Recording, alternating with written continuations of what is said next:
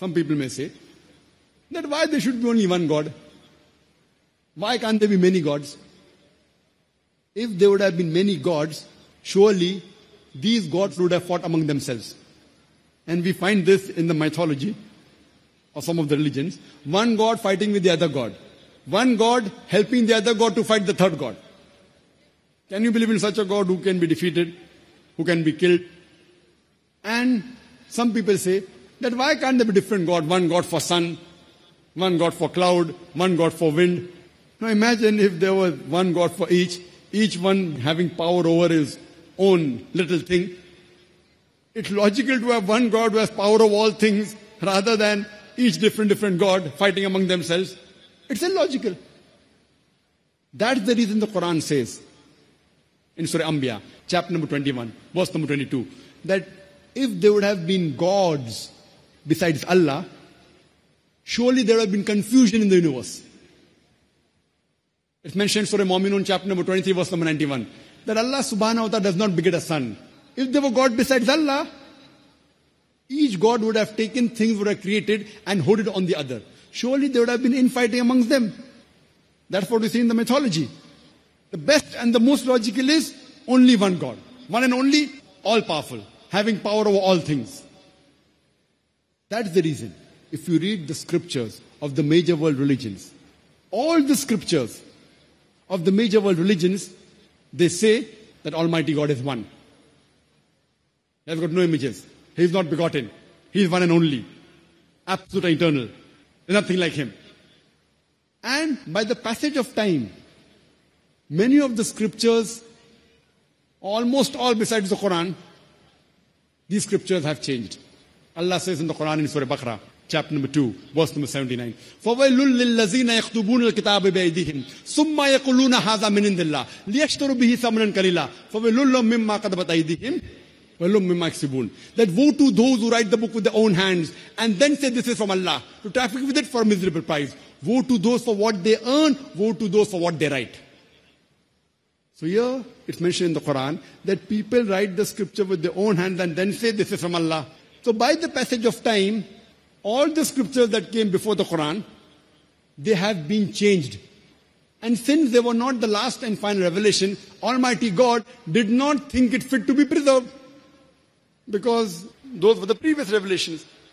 But in spite of this corruption, in spite of the manipulation, in spite of the change, yet in the remnants of all the major world religions, in the scriptures, you will find the mention of monotheism, the oneness of Almighty God, that He has got no images, He is not begotten, He is one and only, there's nothing like Him.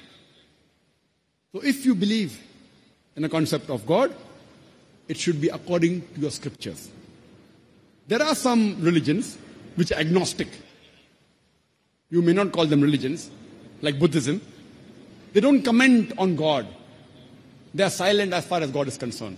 And many ethical systems which I mentioned earlier, like Confucianism, Taoism, they are more of ethical systems than having a concept of God. And as far as the people who are atheists, like Jainism, etc., to those who are agnostic and atheist, they can refer to my video cassette, Is the Quran God's Word? And I gave that earlier also, as well as recently in Bombay a couple of months back, on the 24th of November, on the second day of the peace exhibition in Bombay, The Solution to Humanity, Is the Quran God's Word? If they see this cassette or the talk, inshallah, if the human being is unbiased, with the help of the Quran, I've proved the existence of Allah subhanahu wa ta'ala.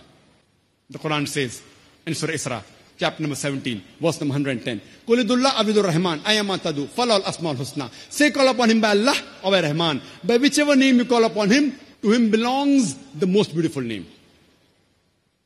You can call Allah subhanahu wa ta'ala by any name, but it should be a beautiful name. It should be a name given by Allah subhanahu wa ta'ala. It should not conjure up a mental picture.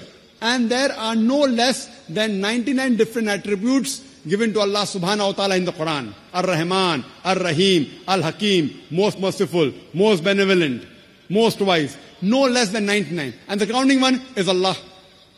And this verse, to Allah belongs the most beautiful name, besides Surah Isra chapter number 17 verse number 110, is also mentioned in Surah Araf chapter number 7 verse number 180, and Surah Taha chapter number 20 verse number 8, as well as Surah Al-Hashr chapter 59 verse number 24. To Allah belong the most beautiful names. And there are certain criteria as far as the name and attributes of Allah are concerned. It should be a name given by Himself, and besides that, it should be a unique name. For example, most of us know that the first man who set foot on the moon, he was Neil Armstrong. Now, if I have to give an attribute to Neil Armstrong, and if I say that Neil Armstrong is an astronaut, yes, Neil Armstrong is an astronaut, but it's not unique.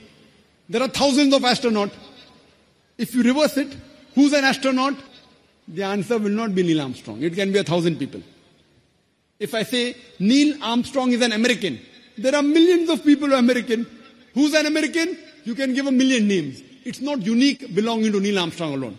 So if I have to give a unique attribute to Neil Armstrong, I have to say Neil Armstrong is the first man who set foot on the moon. If you reverse it, who's the first man who set foot on the moon? The reply is Neil Armstrong. So similarly, when you give an attribute to Almighty God, it should be unique. If you say Almighty God created a building, who can create a building? There can be 1,000 people who can create a building.